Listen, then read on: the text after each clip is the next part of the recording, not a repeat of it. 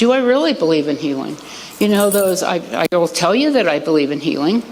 I know Jesus is a healer. And I'm pretty much persuaded in my heart that he's a healer. I didn't used to believe that because that's not what I was taught. But I did. I persuaded my heart in that. But then, then all comes the other thoughts or the words you hear, or when they tell you, you're the percentage of reoccurrence of, the bladder cancer, or this, or this, or this, or this, or this, or this, and, all the stuff. And then you're going, do I really? What's my heart's motive? I went, and I shared this before, I went through a time that I was going,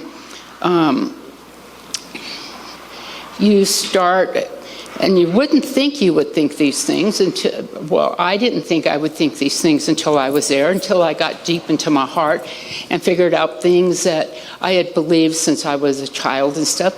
Well, did I deserve this? Did I do something? Do I want attention? Am I worthy? All those things come up, and you don't even realize that they're going to come up until you're there, and then things do come up. And so from that very day, he gave me what I called at that time an action plan, and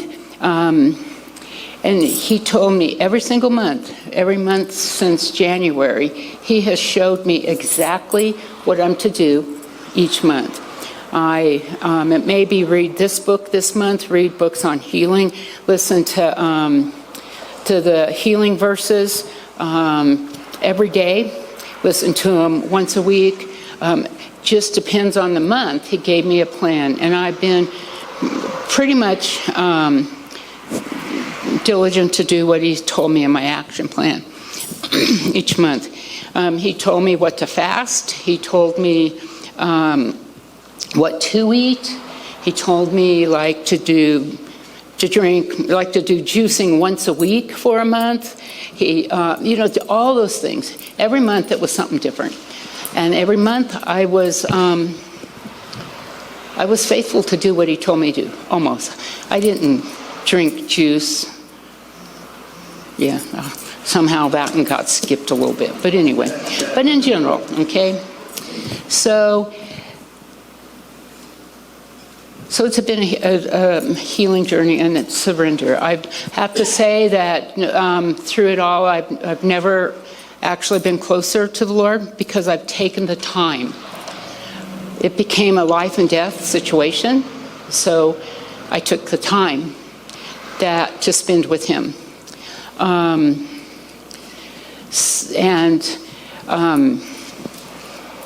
It's been awesome. It's been an awesome time. This didn't happen so I would get to that place. I could get to that place without having cancer. But it's what I made the choice to do that. So he's telling me about guarding our hearts. And in Proverbs 4:23 it says, guard your hearts above all else, for it determines the course of your life. So that's where I'm at right now, is more, I've been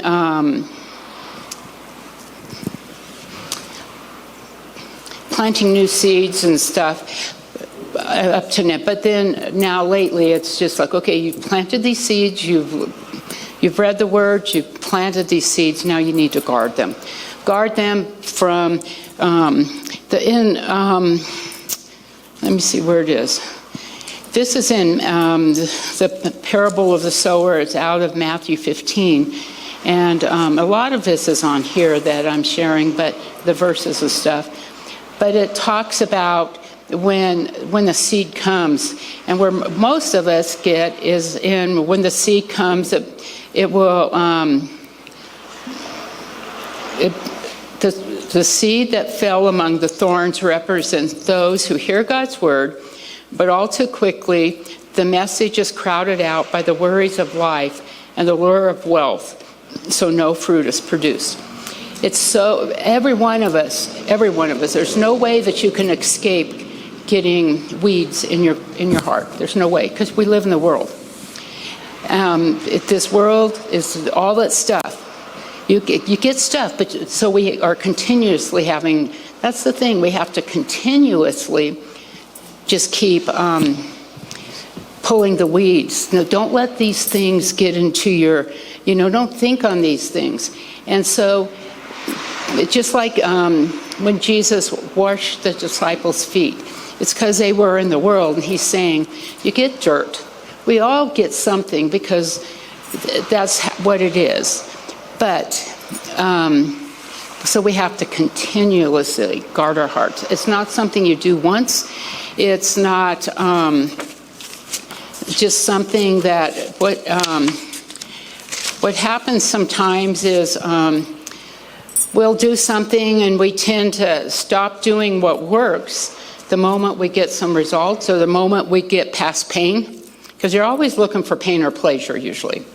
And so once you get past the pain and the problem gets fixed, then you stop doing what worked. And then what's going to happen, then the problem comes back, and then you go, oh, that didn't work, so I'm going to try something else. When it did work, his word always works. And so, but we just have to be diligent. He says to be diligent, to be vigilant, to guard your hearts. And so, how do we guard our hearts? It's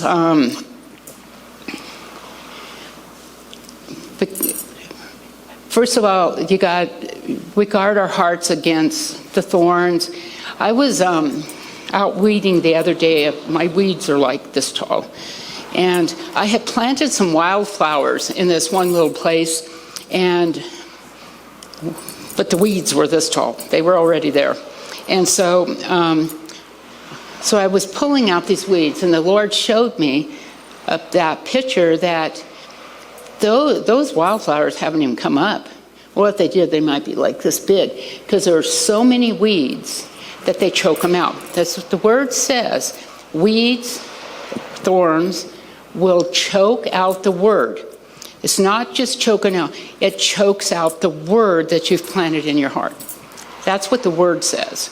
So we have to just pull out those weeds. When you have one of those thoughts that's like worry or fear or something like that, you got to take it captive.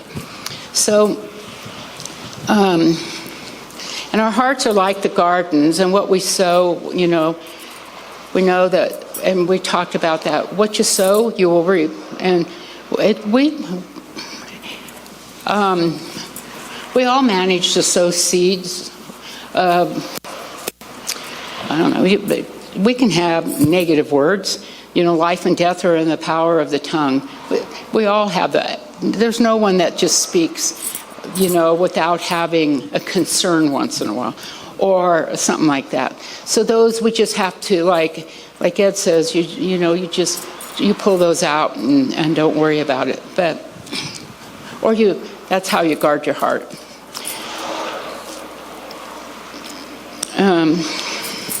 So our guards are like our hearts, our guards. Our hearts are like the gardens, and what we sow or plant determines the outcome. For most of us, it's the weeds and thorns that get in because we aren't guarding or keeping our garden. In a garden or raising a crop, the weeding is unending.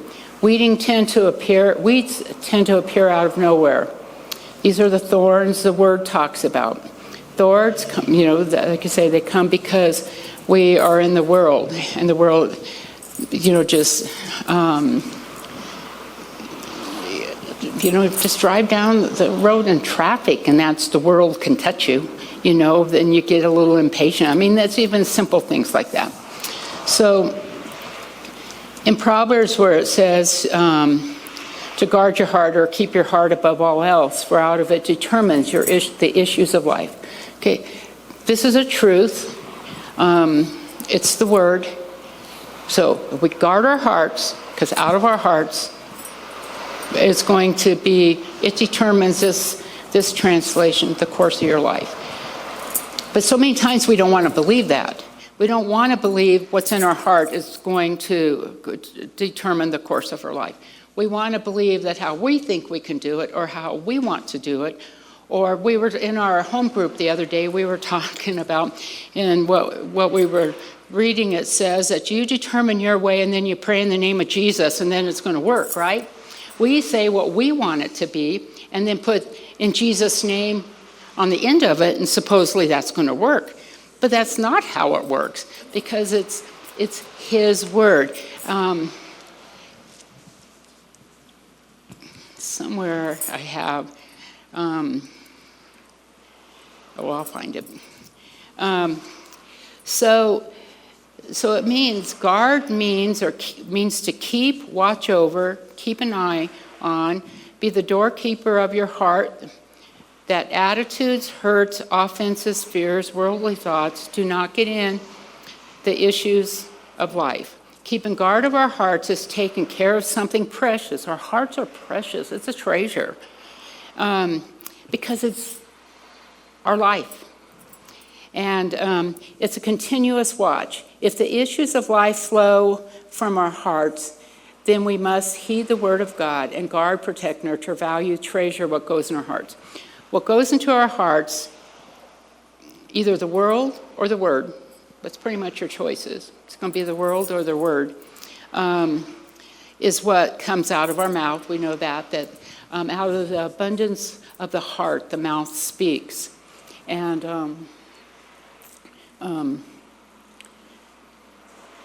as a man thinketh in his heart, so is he. So those are two things. Those are the words we say. You can tell where someone is just by the words they're saying. You hear their words and you can tell. That's just, it's coming out of their heart. Whether there's fear, whether there's joy, either. We can tell from the words of their mouth. And then, and that as we think, so are we. So that's, well, I'll get to that in a second. So,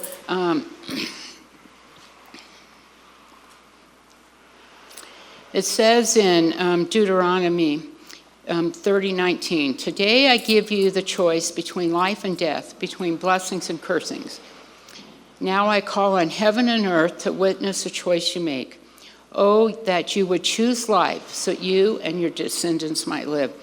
And I think that's an awesome verse because see the promise that if you're choosing life, you and your descendants will live. So that's talking about our descendants, our inheritance, our children, our grandchildren, our great-grandchildren. And I just think that, I look at Mom the other day, we had a birthday party for her. And not everybody could be there, but all her children were there. All her grandchildren were there. And those grandchildren had not been all together as cousins for a long time. And not all the great-grandchildren, but some great-grandchildren and some of her great-great-grandchildren were there. And as we just gathered around, there was probably, I don't even know, maybe 50. I didn't count, 50, 60 people. That was her inheritance. That's what she's been blessed 95 years, and then they came back to see her on her birthday. They came from Oregon, they came from Washington, they came from Montana.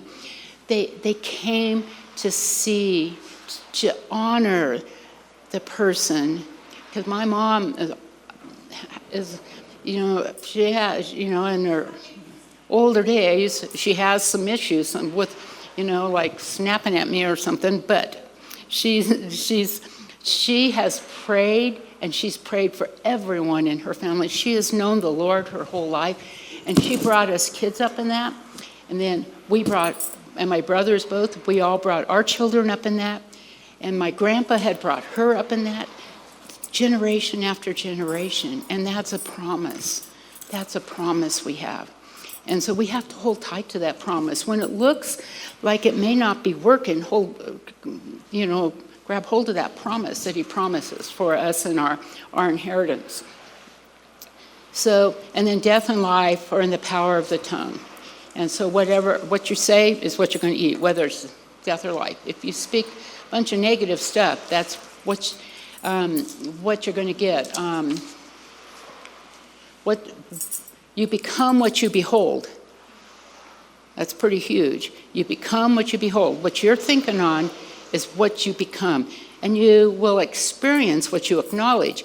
I figured out that I was thinking about that one day, that you acknowledge what you will experience what you acknowledge. And I'm going, Well, I used to say that Mom's always yelling at me. Guess what? I experienced that she didn't. Well, I'd say, yeah, she doesn't like anything I do. Everything I do, she says is wrong. And that's what my brother and sister-in-law are saying now. But I'm saying, okay, let's change what we're acknowledging. Just find the good things that she's doing and find the blessings that she's doing. I was with both my sister-in-laws for breakfast yesterday morning, and there was a lot of, they're sharing some of the things that she, some of the faults she has of her words. It's her words.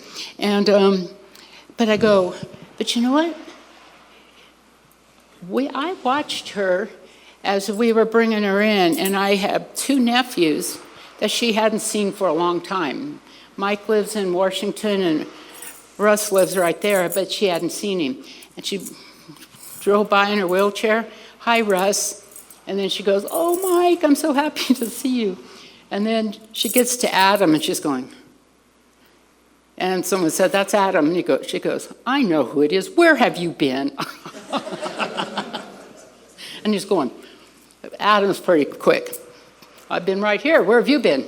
So anyway, but she knew those things. She knew. And isn't that the blessing? Isn't that when we acknowledge it?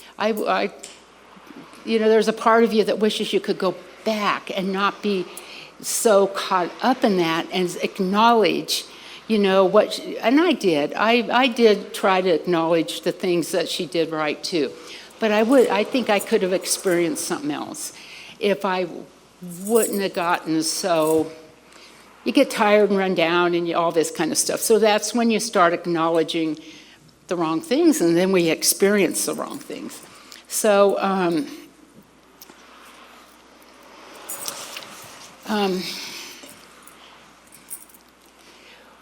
one of the most difficult things to do is to keep our thoughts and words on what the Word says. Because sickness, pain, loss, lack of finances, discouragement, fear, doubt. Maybe they're a reality in our lives, but we cannot believe what we're experiencing more than the Word.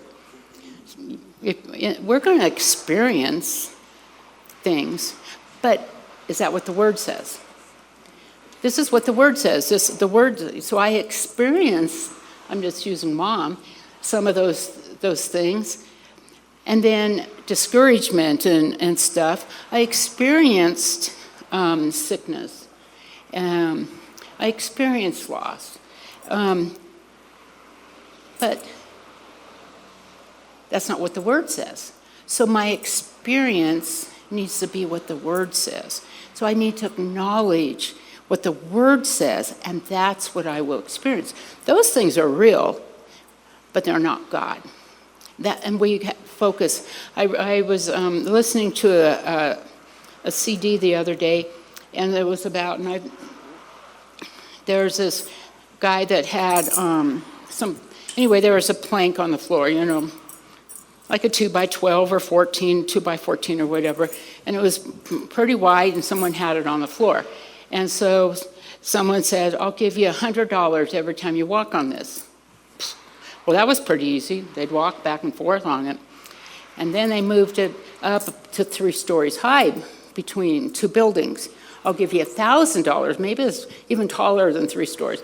$1,000 when you walk on this.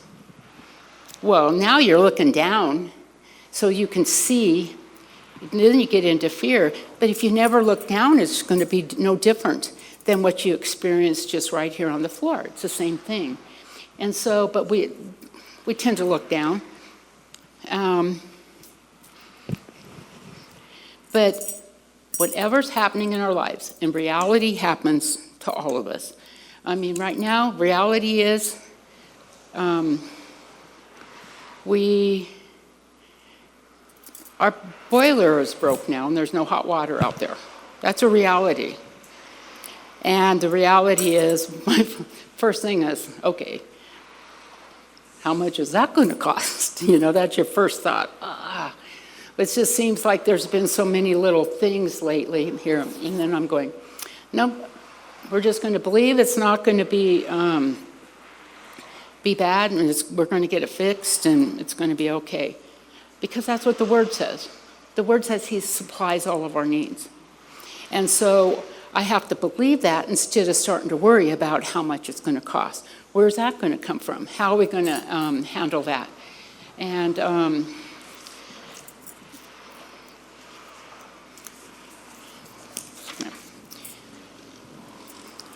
I could easily, because it hasn't been easy, so I could easily become a cancer victim. But I made a decision not to behold that or acknowledge that. Ed told people I had cancer way more than I ever did. But he was saying because I was healed of it, you know. But I didn't want to talk about it. I didn't want to behold it. I didn't want to acknowledge it. Because the more I acknowledged it and talked about it, the more it would go into my heart. You know what I'm saying? The more you would think. Now, I'm not denying it either, because you call things that aren't as though they are. So I wasn't cancer-free, but I would say I was cancer-free.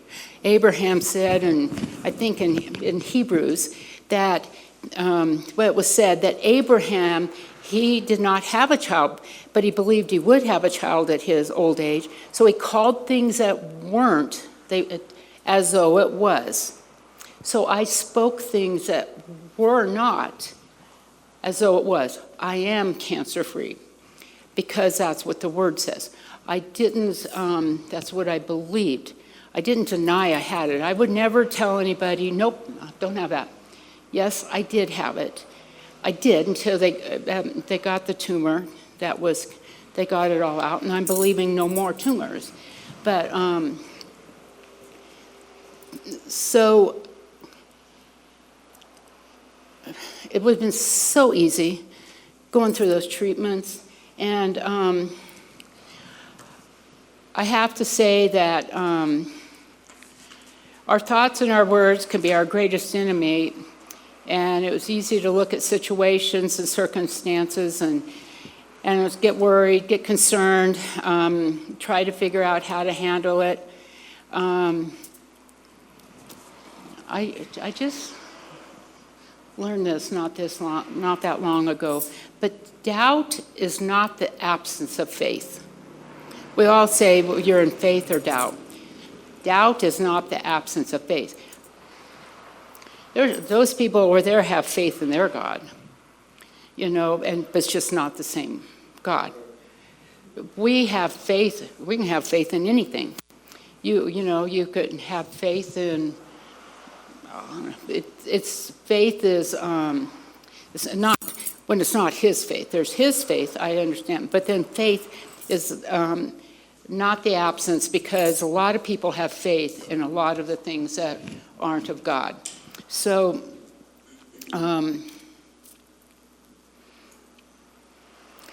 faith is what we believe, positive or negative.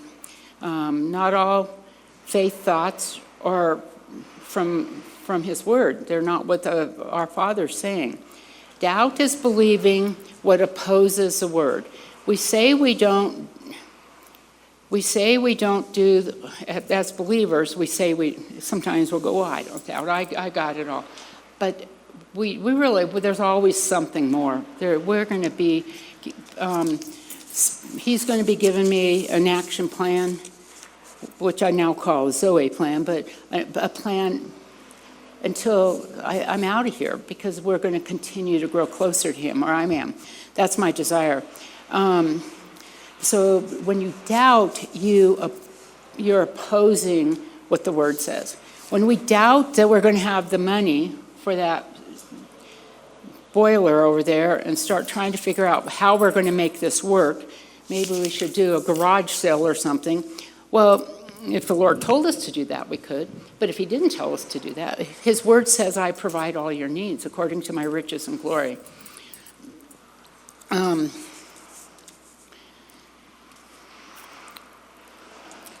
So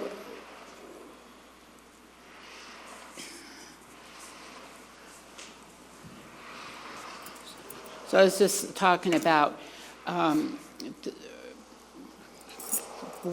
that I could have taken this a different direction. And I'm not saying at all, and anyone that has anything, the fears get in there, the things happen. But I was, the tears came. There, you have bad days, you have good days. So, but at the end of your day, we need to know that he's what his word says, so that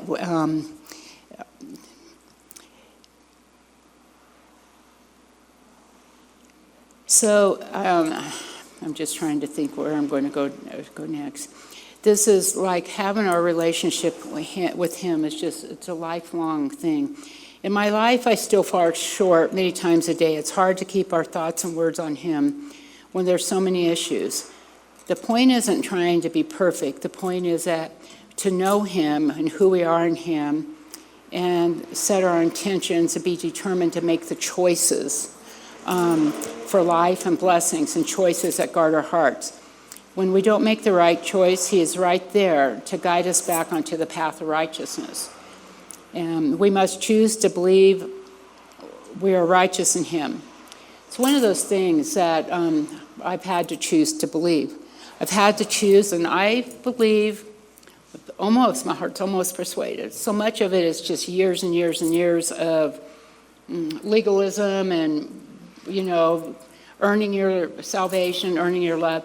But I feel like one day I woke up in the middle of the night, and I wrote it somewhere here in my journal, but I woke up in the middle of the night because I go to sleep quoting scripture every night. Before I go to sleep, many nights, I have a notebook beside my chair, my bed, and I write a verse that I'm focusing on for that week. And I write that verse, and I write it out once, 3 times, sometimes 3 times. And then I go to sleep, and in doing that, that's what I'm thinking about during the night. So I woke up, and I'm going, well, of course you're righteous. And I'm going, who's this talking? And he said, because I'm in him. Of course I'm righteous. I know I'm righteous because I'm in him. And it's not just positionally. I'm experiencing that righteousness. When we were down at the reunion, I had a couple times where I could have,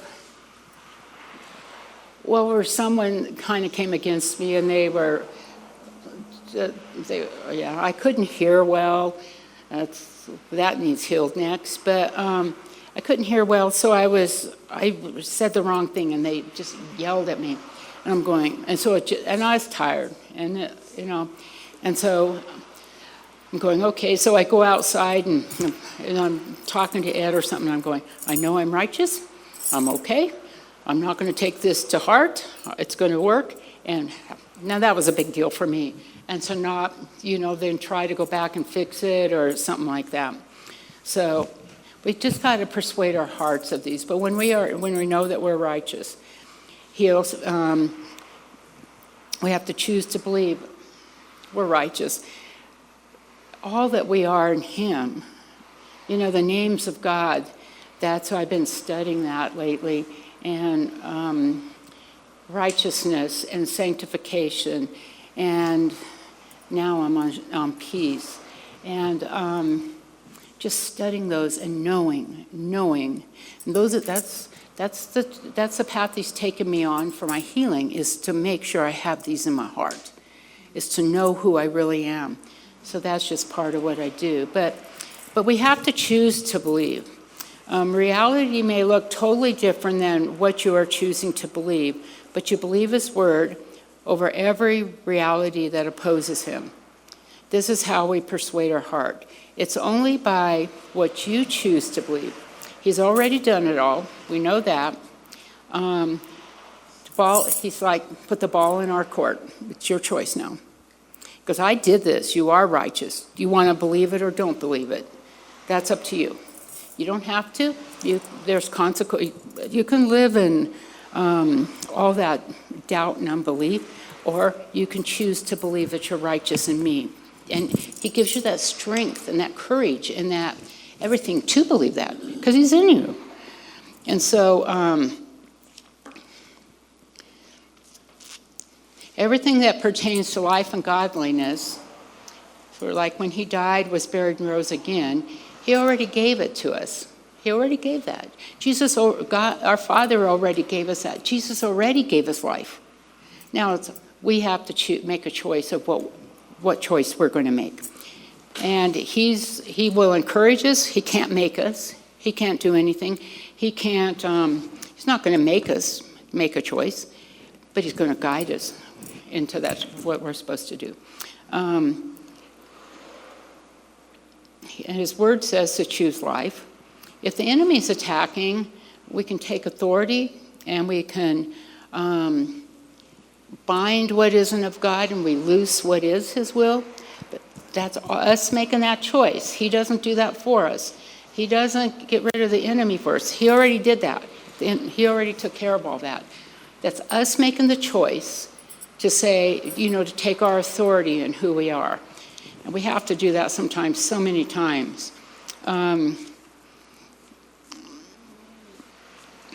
He lives in us. We live in him. We are one with him. And I didn't like the treatments. I didn't want to do the treatment. I chose. That was something I chose. With his guidance. I believe he told me to do that. But I could have chose either way. That, he would have been there still. But this is what I did choose, because that's what I believe he told me to do. And I didn't like it. I started kind of having an attitude, because I didn't even like that I had cancer. That just made me mad, because I'm not supposed to. It's not for me. It's not for any of us. But, and so I kind of got this attitude that I was going, I had to change my heart, though, or else I was going to be doing a lot of stuff in anger towards that, rather than just saying, okay, you're going to get me through this. But I didn't like it. I didn't like how I felt afterwards. I still don't like how I feel sometimes. I've got a few weeks off before I do it again, and I already know, I'm just going, just to go do it once a week was just like, I didn't like it. But I knew that I couldn't give up. I knew that I couldn't back down. I knew that that I couldn't quit. He was leading me on the path of righteousness, and righteousness means the way it should be. So he was leading me on that path, and as I changed my attitude, I still didn't like it. I still didn't have to like doing this every week, and but as I did it, but I always knew he was with me. I felt his presence every single time, and every single time. I'm getting the treatment and stuff, I just knew he was right here beside me. And I would just close my eyes, I would just quote verses, and I just knew he was there. And he gave me, I knew he was helping me. He gave me, which I call my Zoe plan, which is it's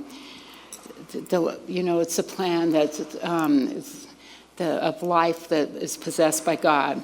So I was harmonizing with him and just saying, okay, we're going to do this together. And then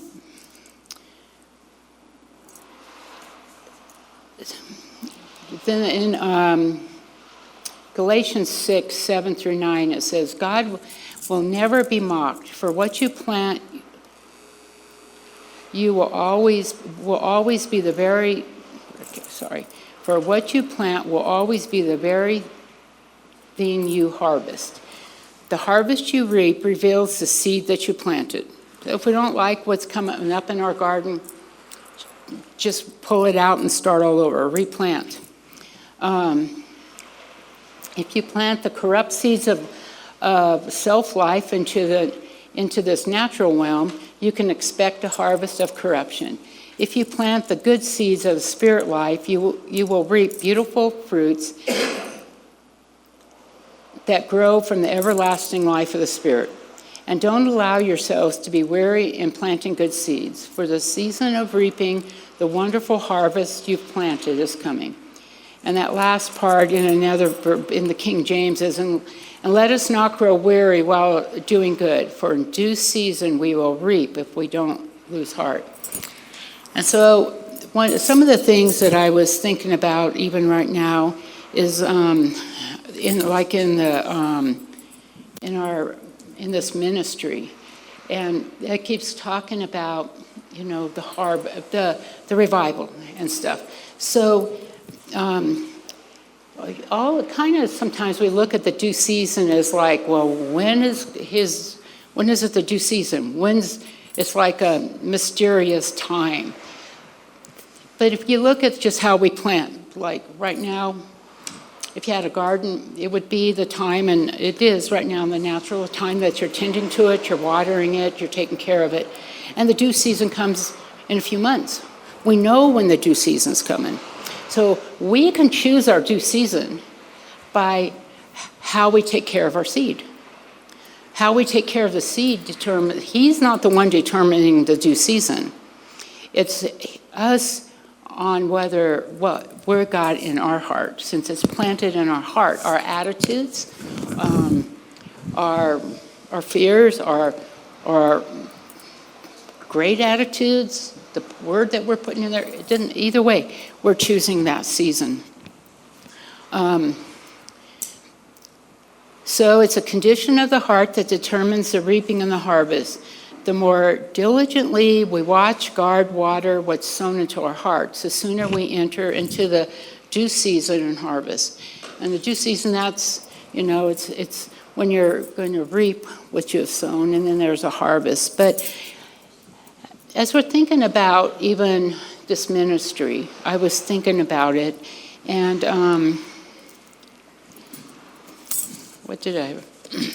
this was July, and in the natural, this is like a growing season, and we're to keep the weeds pulled and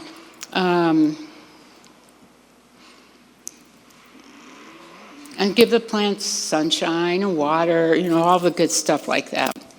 And we spent spring planting.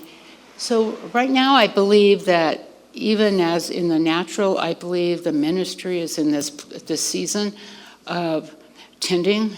Let's keep putting the word in our hearts. Let's keep growing together. Let's keep watering. Let's keep ministering to one another. We just keep doing the things that we're doing, and we can't give up.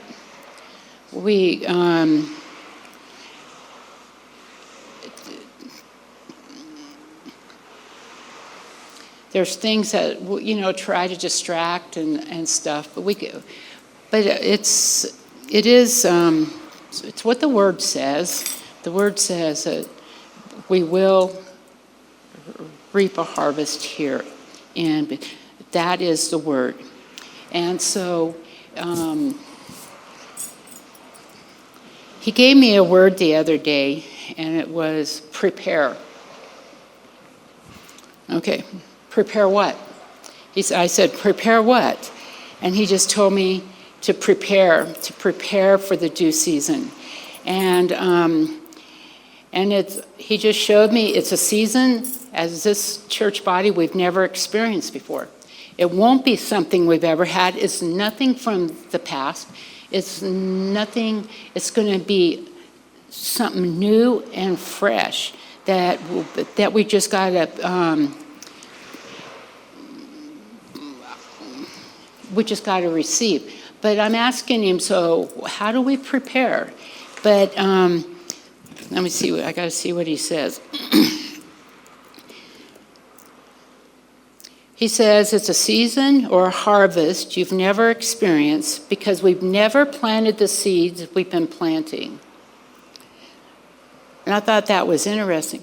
I will say, as a church body, we've never been this close. We've never discipled like we're discipling. We have never been in this place before. It's not ever been as close-knit as we are. It's something we've never experienced before. And just the people that we're ministering to, the people that, come here and just like, so let me see. And I think Ed told about like somebody just stopped by when he was down here and said that they'd seen how all the shingles were blowing off the roof. So he goes, oh, one of these days we're going to come. My sons and I, we're going to come and put those shingles on for nothing.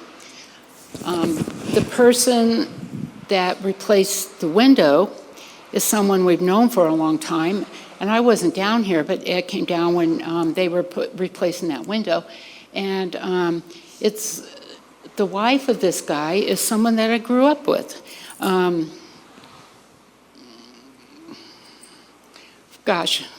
She's probably a year younger than me. So probably when I was 12 and 13, and our dads drank together. So we go down to their house, and we get to, we play games and stuff like that. And it got to minister to her. And she was asking about, but there are people coming in here all the time. We have Mike that's here. We had the painter, Jerry. They're all coming, not by us asking them to come. God's bringing them here. And we've never had this kind of season before. So he says, you've never experienced this before, but just don't get discouraged. And don't go looking for another answer. Don't go try, he told me, I will build my church. Because what I do is try to figure out, okay, how am I going to grow the children's ministry? How do you grow that? I don't know, I've tried different things. People try all kinds of things, but how do you do that? And he goes, don't worry about it. I will grow it. You be ready. You be prepared. You be prepared for those 20 kids that are going to come in here. And he says, you prepare. Buy the material, get it done, have the room ready. Prepare. We're going to prepare everything that we do.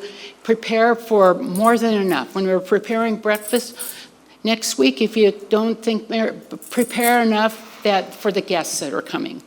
Always prepare more. He says to prepare. And then he says,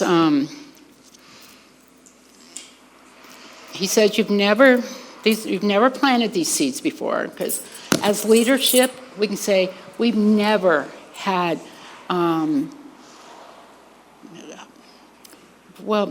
because it says that you'll hunger and thirst for righteousness. We've never had the hearts that we have, that I think Joe and Art and Robin and Art and Chris can say. We've never had you before that want this. And so it's never been like that before. So we don't know what we're doing. just so you know. And he said, don't get discouraged. Don't try to look for another answer. And which is what our tendency is okay, what are we going to do? What do we do? How do we do this? He's going to give us the answers. And he told me then after that, he said, get ready, which is preparing, get set. And then he says, get ready, get set, go. That's what he said it's going to be. He says it's going to be get ready, which is prepare, get set, and go. And which I think is going to really even correspond with the season of the in the natural with the harvest and stuff. So I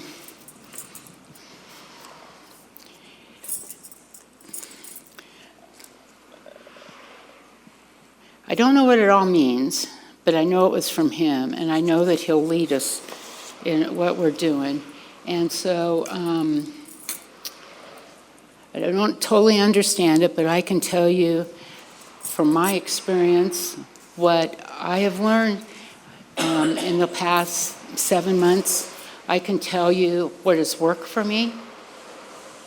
Not everything I've done has worked for me. So I had to figure out what was from him and do that.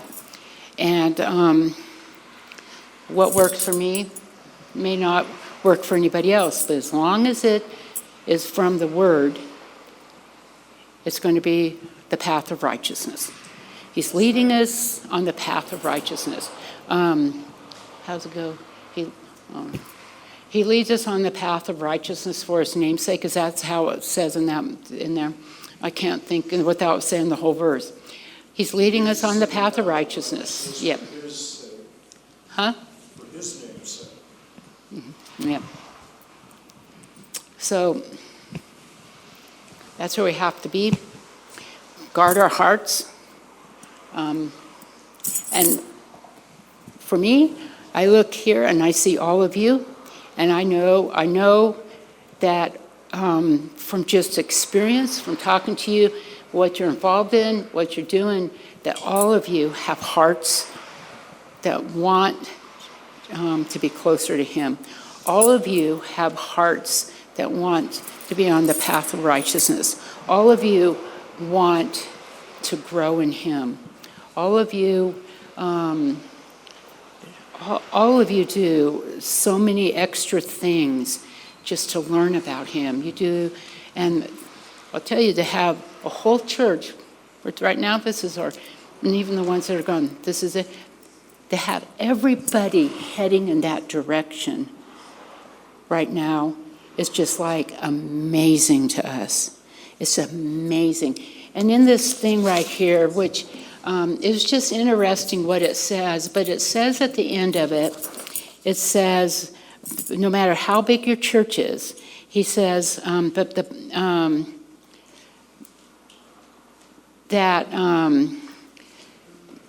the Bible calls the church a body, a family, a spiritual house being built together.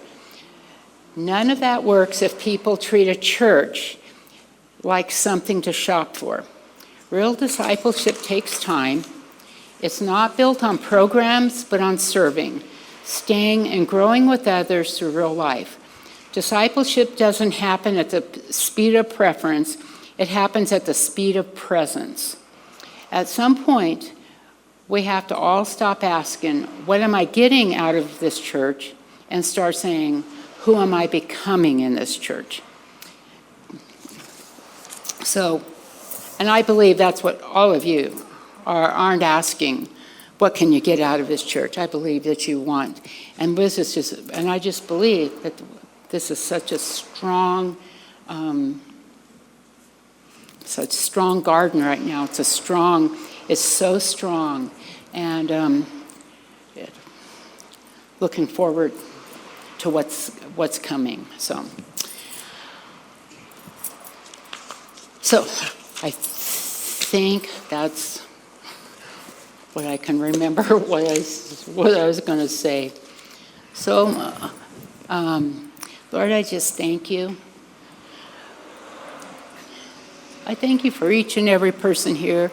I thank you for their hearts for you. Lord,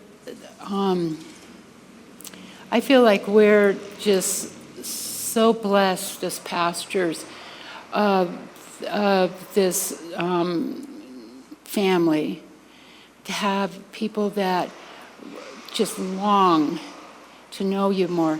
They are hungering and thirsting for your righteousness, just to know you. And I just feel so blessed, and I know that there are more in this world, in this community, in this place, that are desiring the same thing. And I know that you're going to bring them. And now, Lord, I just pray that you show us how to prepare, show us what to do, show us how to just to follow what you're guiding us to do. And it may even be something we never thought of or expected, so that the due season that is for now and for these people that are longing for you, that this due season is coming, and that we can welcome them in here, and that we can just love them and show them your love. And we just thank you, and we'll give you all the praise and glory. Amen.